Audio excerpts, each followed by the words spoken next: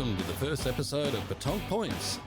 After such a positive reaction to our pilot podcast, we're on our way to more regular productions for you. Coming to you this week from the studios of UniversalExports.co. We've got stories from on location at Weird and Entertainer's first comp. We'll introduce you to a form of the game you probably haven't heard of.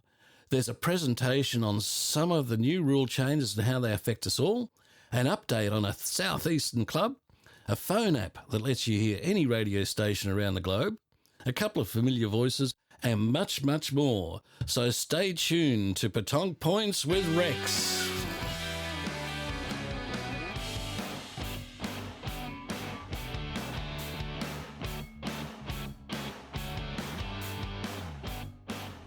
Our run and gun correspondent Rex, hey, that's me, attended the doubles competition at Wierds home space last Sunday. Their terrains look, well, as always, exciting. The play was excellent. I did get to catch up with a few of the competitors.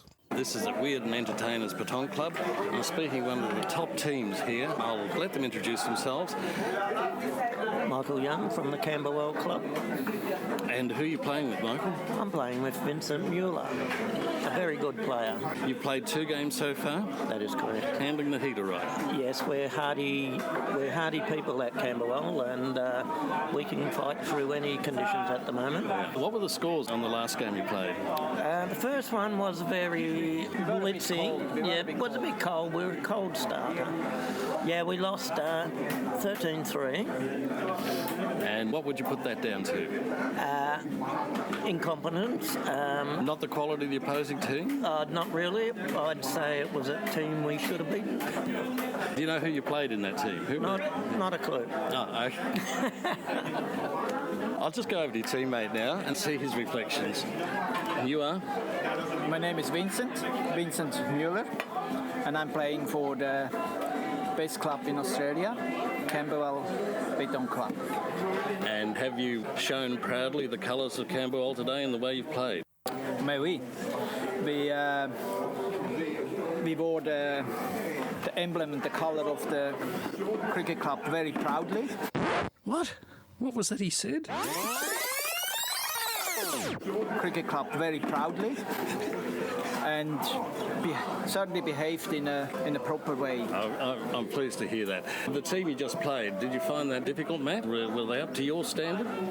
It was a very, very difficult match. Mind you, the team we played against were one of the best teams in Victoria. They didn't play up to their high standards, so they gave us a chance, and we pushed them all the way to a tiebreaker at the very end. Well, that sounds excellent. I'm very aware that Camberwell Petanque Club has just put in some new piece, and they've been known for the quality of their piece over the years. So how do you find playing on the piece here? Look, they're very different. They're more or less very natural. So if I give a score out of 10, if I might say they're around 3-4, compared to Camberwell about 8-9. From this viewpoint here, they seem to be very, very rocky. Has this interfered with the game? It does. So loop is the rigor of the day.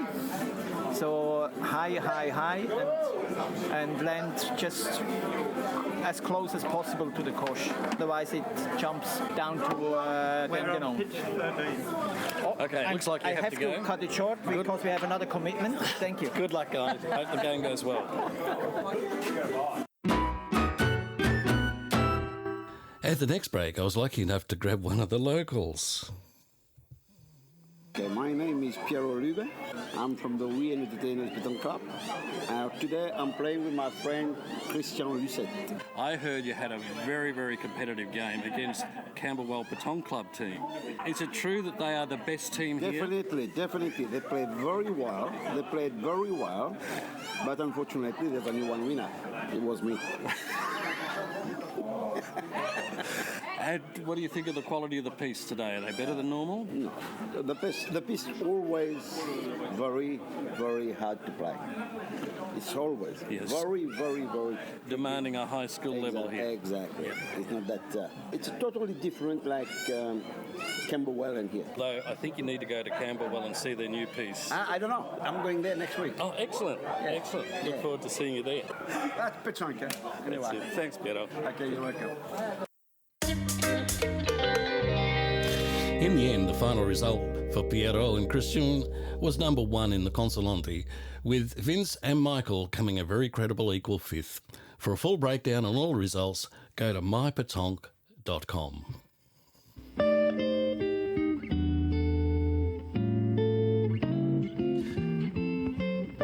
Now, a little aside just for the moment. The game of petanque here in Oz attracts people from many nationalities. So I've found an app that can keep anyone up to date with wherever their home country might be. This app is called Garden Radio. You can listen to almost any radio station on the planet. It's easy to use, and I do get a lot of enjoyment from it myself. There is no financial interest in it for me, just an impressive little app that I thought you may find of use. Again, it's Garden Radio. Find it in your app store. Cheers.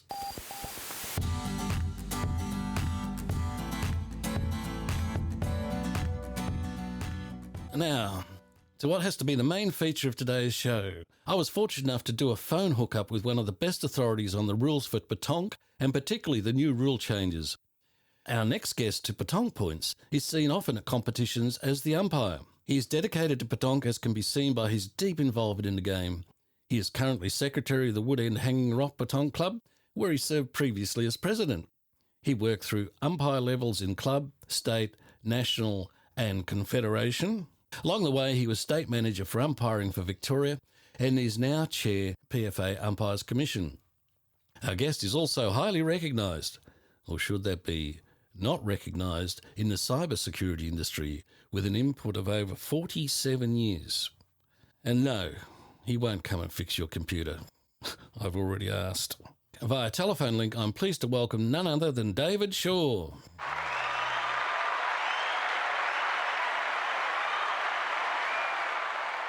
Welcome to Petanque Points, David Shaw. David, I can see by everything that came in on the introduction that we just gave, you are firmly committed to petanque. That's very, very impressive, and I'm pleased for us and I'm pleased for you. Rex, many people have said I should be committed, and there you go. Well done. But look, first, before we go any further, congratulations to you. I believe this is pretty hot news, straight off the press. You're not only the chair of the PFA Umpires Commission, but you've just recently, and very recently, been made a director. Bit of an honour, isn't it? Some may view it as that, but yes, indeed, there's been a reshaping of the board, and I am one of 2 new directors. I'll leave the other director to announce that to the world himself. Okay, fine, but that's terrific. And once again, congratulations. Thank you, Rex.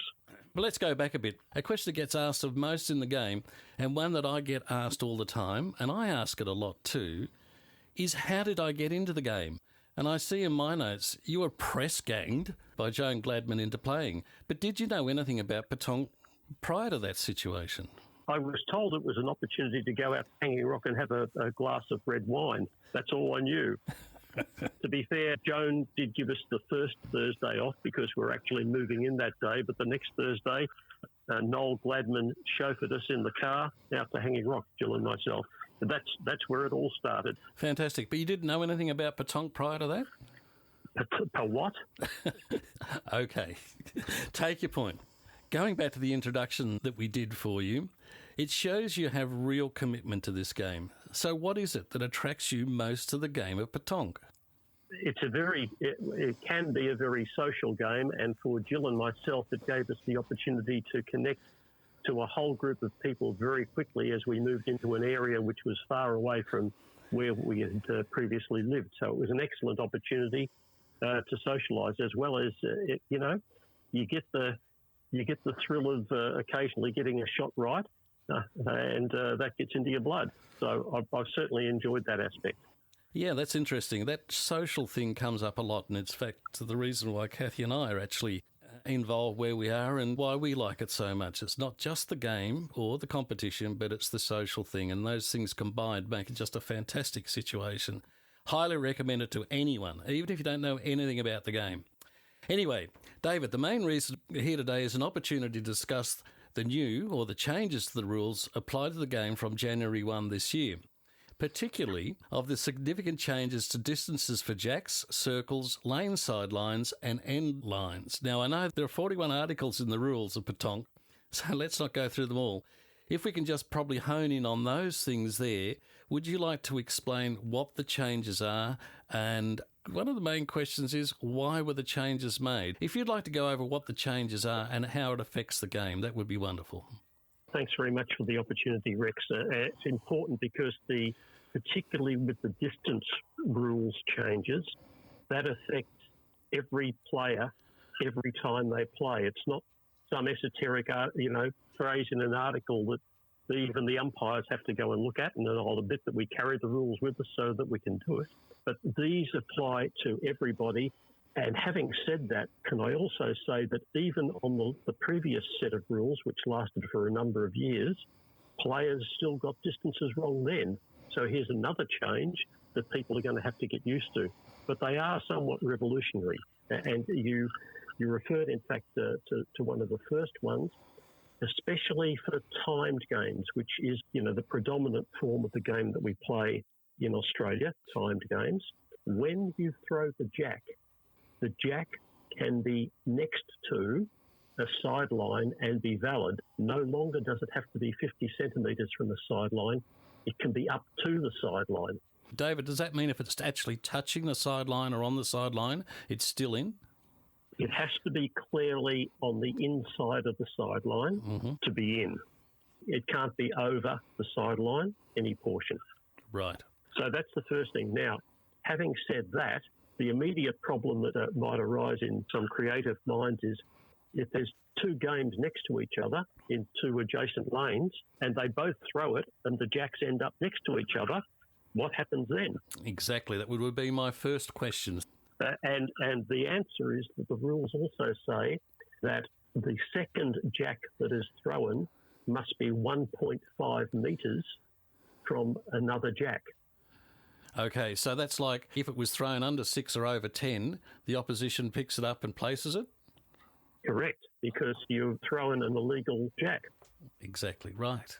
So that's the first thing. So people will have to get very accustomed to sidelines. Now, having said that, of course, the possibility exists that during a game, two jacks might get very close to each other, but that's always been the case anyway. And in those circumstances, the rule has always been that the team that's able to finish most expeditiously and quickly with most balls on the ground should proceed.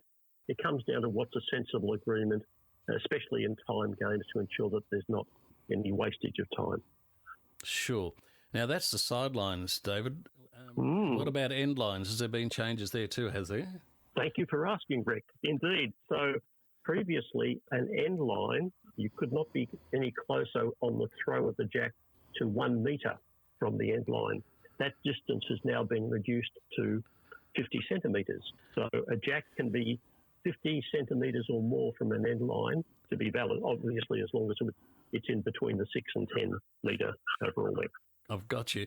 David, is there a reason why those changes were made? Is it to speed the game up? I'm sure it was made with the best consideration and experience of the panel of international umpires that made those decisions, Rex. Full stop. Yeah, I understand that completely. Well, I think the other thing too, Rex, is given that, and we certainly in Australia experience it, that some of the pistes can be a bit narrow in some of the terrains that we have around. And now the ability to use more width is not a bad thing. Got it. That makes sense. Yes, it does. Well, in this area, just by the way, speaking of in this area, what's this rumour? I've heard we don't call them pistes, they're called lanes, and we in Australia, the only people that ever call them pistes. Is that true? And we don't call it a cosh anymore, we call it a jack. So you can call the target object a piglet, a cochonnet, a cosh, anything you like. In the rules, it has always been a jack. In the question of rectangles that we play on, they are called lanes. And in the English rules, they have been lanes for a long time. It seems to have been the custom that in Australia, we took the word lane and replaced it with piste. That's got some historical significance to how the game was popularised and people that were playing it and so on. But we have decided not to alter the official English version of the rules and just stick with lanes. Now, that doesn't stop people calling them pistes. It doesn't stop people calling the jack a coche or a cochonnet. That's what the rules are. And if we can make minimal change to the rules in terms of for this country, then I believe that we should do that. What about circles? Have there been any changes to those? Indeed, there has. They all have to be pink polka dot circles now. No, that's not true. Ignore that. The distances that are important here, Rex, I should get back to one other thing on the jack, if I may. Sure. And that is that throw-in jack, the minimum distance for a jack from an obstacle is 50 centimetres as well. Now, David, what about these circles of yours you want to jump in and out of? We talked about throwing the jack. The jack had to be 1.5 metres from another jack on an adjacent lane. Yes? Got it. A throw-in jack also has to be 1.5 metres from a circle on an adjacent lane. Uh-huh. We haven't quite finished with the jacks yet. So we'll take us into circles. So there are three things to consider. There's how far the jack is from an end line, 50 centimetres. How far it is from an obstacle, 50 centimetres. How far it is from another jack, 1.5 metres. How far is it from a throwing circle on an adjacent lane, 1.5 metres. Got it. All of that makes Okay. sense to me. Yep, I've got all that. Please go ahead. Onto the circle, as we've now got into that topic. So, typically, when you place the circle, other than the first throw of a game, you initially place the circle over where the jack finished, if it was in the legal position, and you may, of course, adjust the length backwards to allow you to, if you wish, to throw up to a maximum length, which we'll get back to in a moment. Yes. Now, a circle must be 1.5 metres from a circle in another lane. Mm-hmm. So that means that you may have to move your circle further back to accommodate that. Or if you're already at the back, move it to the side away from another circle. Circles have to be 1.5 metres apart. Right. Okay. So if you're constrained by going back, you can't go back any further. You can actually move it sideways. To the side, of course, yes. Now, as well as that, if where your circle has ended up is close to a jack in an adjacent lane, then the circle has to be 1.5 metres from that jack. Yep. So that 1.5 metres, appears in several locations, and that's to give Yep. the people who are playing out of the circle some space, Mm-hmm. and that's both between two circles Yep. and another circle or jack in use. The final one is how far must a circle be from an obstacle, and that hasn't changed. It's always been a metre. If you've got a scoring post or a lamp post, or for those folks that play at a Voca, when you play in those big middle car parks, there are occasionally some rectangular wooden posts. And trucks coming down the highway too. All of that, yes, and the accompanying smells too. But that aside, a circle always has to be 1 metre away from an obstacle. Sorry, and that hasn't changed. That's always been the case. But seeing we're talking about distances, we may as well finish it. Sure. David, you've covered those really well. It's clear to me now. Is there any other ones you'd like to bring up just at the moment? The other thing to talk about, Rex, is the difference between timed and untimed games. There's always been a number of rules that have been different, that have been specifically marked about timed games. They've done a bit of work and somewhat reduced that. There are now only 4 sections of the rules which treat timed games any differently to untimed games. In fact, makes it a bit simpler. The thing that we really need to reinforce, if you look at the rules, you'll see the word must used quite liberally within the rules, and it would seem to be the custom for many players that must doesn't always mean must. I want to emphasise that it's very important that you must mark the position of the jack. You must mark the position of the jack when you throw it, and if it moves. No, if you don't mark the jack, you haven't got a leg to stand on if you've got an issue where things have changed or moved or whatever, have you? So you must mark it. You must mark the jack, and in fact, not marking the jack can be regarded as an infraction of the rules, and that produces the sanction of a card being produced. So I shall be marking my jack more than I've ever marked my jack before, I can tell you that. when it comes to marking the jack, whatever it is, you must not make broad mark, and the ideal mark for a jack consists of 4 lines that are effectively coming out from the centre of the jack, but those lines should not be pointing towards or away from the circle. I've got you. Yep. Right? That's for 2 reasons.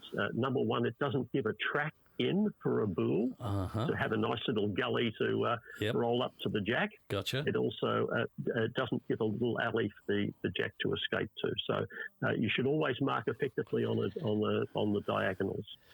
I have learned so much tonight, and I thought I knew the rules because, as I said, just recently I read them. Now, speaking of reading the rules, where's the best place to find those rules? The authoritative place to find the rules is on the PFA website. Yep.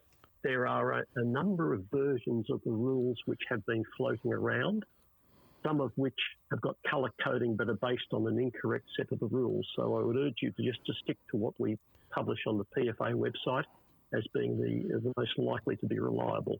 Terrific. That's excellent. And I see there's just been an umpiring and coaching seminar on recently, and there'll be more of those coming up too, I would imagine. Yes, there'll be clinics and there'll be sessions. I'm more than happy to run, a video conference session at any time. If any club wants to invite me into a meeting to discuss rules and ask me all the curly questions that I might not have the answers for, more than happy to do that too. Yeah, we want to foster as open a communication we can, and I really thank you, Rex, for giving me the opportunity to reach an audience. Look, my pleasure, and thank you very much for all the information you've given today.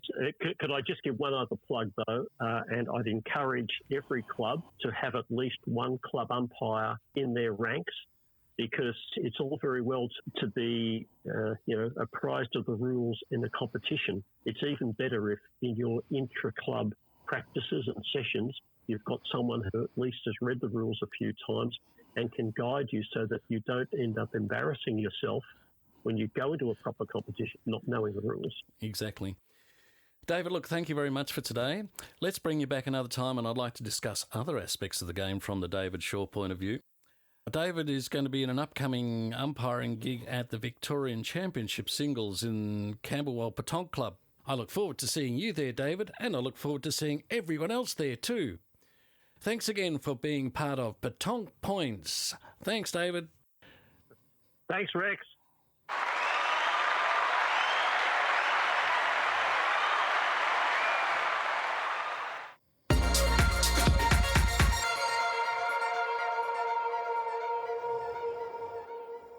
Wasn't that just excellent?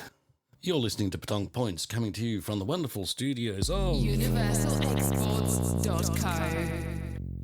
Still on the subject of umpires and umpiring and the new rules, and still at Wierds. Here's someone you may know. Jean-Francois, you're umpiring today? Yes, I am. Tell me, how's it gone? Have you had any problems with the umpiring, with the new rules? Not at all. It's very quiet. Nobody asked for measuring. Everybody understood the new rules, so it's very good. I'm very pleased it's gone well. And you're playing at the same time. That must be very difficult. No, people now, they know how to measure, so I'm very rarely disturbed. So it's only a big hot day here. You've got shade now where you didn't have shade here before. Exactly. So it's a beautiful venue here. And the ground is very challenging as well. So Challenge is a good word. That's a very good word. What do you call it? Yeah, challenging's good. I'll leave you to it. Thanks, Jean-Francois.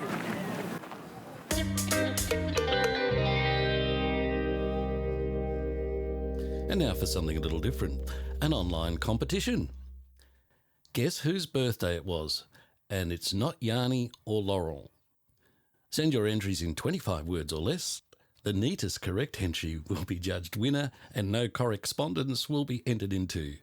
Listen carefully. Hello, Rex. How are you? Happy birthday, Laurel. Oh, thanks. Is that on? That is. Why don't we do that again for you? Here it goes. Hello, Rex. How are you? Happy birthday, Laurel. Oh, thanks. Is that on? That is. Oh dear. Now here's a form of petanque that will appeal to some, but not all. It's by the International Extreme Petanque Federation.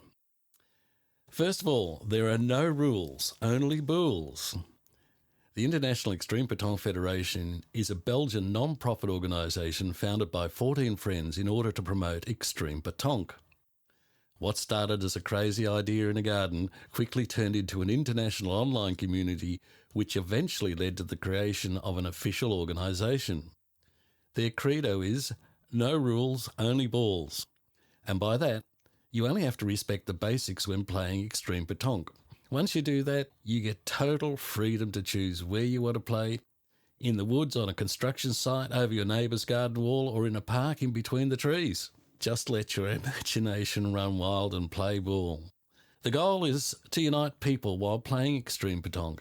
It's not about the competition, it's about being together and having fun, which is what petanque in general is anyway. Their community is the backbone of their organisation, and everything they do is a direct result of the activity in that community. Their goal is to boost social cohesion worldwide. See their Facebook page at facebook.com/extreme.petanque/videos. I tell you what, it's well worth it. The only thing you have to do is respect the petanque basics, that is, both feet on the ground and in the playing circle. Only the classic petanque throwing style is allowed, even if you're 35 metres from the cochonnet. The closest balls to the cochonnet wins the point. The game ends when one of the team reaches 13 points, and the competition formats are head-to-head, doublets and triplets. The rest is up to your imagination. You can play anywhere, under any circumstances, and use any obstacle you want. You should look out for elevation changes, areas with different subsurfaces, long-distance possibilities, obstacles like trees, walls, stones, beer crates, buckets, gaps in a bridge, extreme weather conditions. Sounds fantastic. Where do I sign up?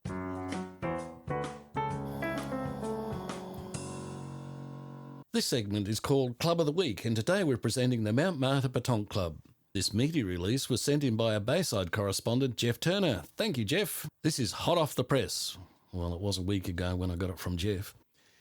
International Standard Petanque Terrain coming to Mount Martha on the Mornington Peninsula.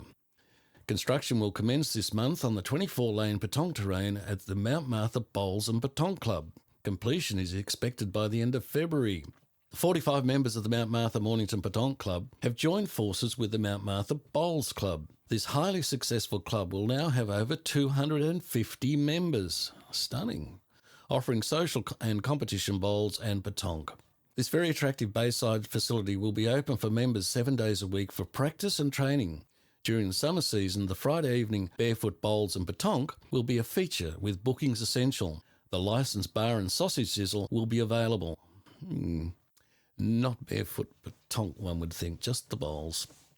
The first petanque tournament, the 2021 Jennifer Shaw Memorial for over 60s, will be conducted in March. Bookings will be essential for this event, so keep an eye on mypetanque.com. A feature of the piece will be the central pavilion that will offer relief from extreme weather and a cold drinking water fountain. Sponsorship is being sought for this facility, with construction expected later in the year. There is already an established, fully licensed clubhouse with a greenside summer bar and plenty of seating and shade. A greenside bar? Got me, Jeff. Send me an application. The petanque terrain will be wheelchair ready. Not sure if Chink has turned 60 yet, but they are looking forward to seeing him in March. And Jeff finishes off with, Audio Rexy will keep you posted on this exciting development. And he is right. I have an update from road reporter and player Jeff Shaw. G'day, I'm Jeff Shaw. I'm from Mornington Mount Martha Petanque Club, soon to become Mount Martha Petanque Club. And I'm playing with Roger Madden, and we've been playing together for a long time, many years. Fantastic. And how's it going today? Oh, good team out of luck, really. Game. Yeah, How are you finding the terrain today? Well, it depends where you play. It depends where you play. What we're looking at right now is fairly benign, but Piero has fixed up about piece 1 to 6 so that they are extremely rocky and very unpredictable. Yeah, when they started it was just a bare piece and just a container, and then they've gone from strength to strength. So this is sounding like a bit like the story of the Mornington Club. We're hopeful. Full of roses and Yes, yeah. Well, we're starting. We started the construction of our new terrain at the Mount Martha Bowls Club.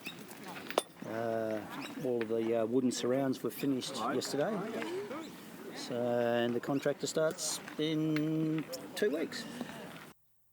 all going well. Do you have an end date? February the 9th, I think. So, that's very quick. Yeah, it's 3 weeks. So there you go, a couple of weeks. Thanks to the Jeffs by two. Oh, just by the way, I'm told Jeff Shaw is no direct relation to David Shaw, who spoke earlier on the rules.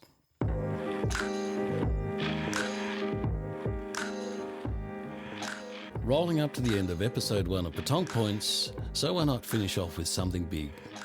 How about a big world record?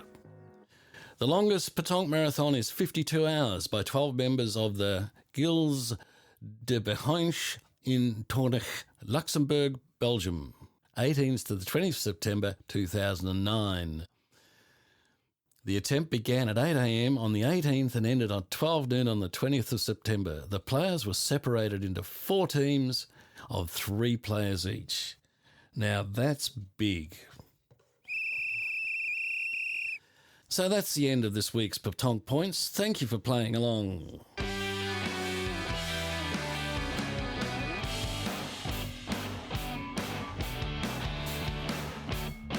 And if you'd like your club to be featured, make a comment or even supply a good joke,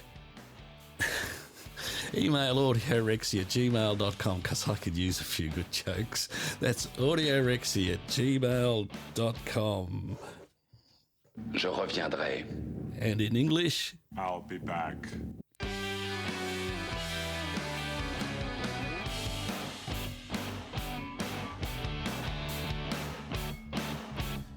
Rex out. You're a good man, Rex.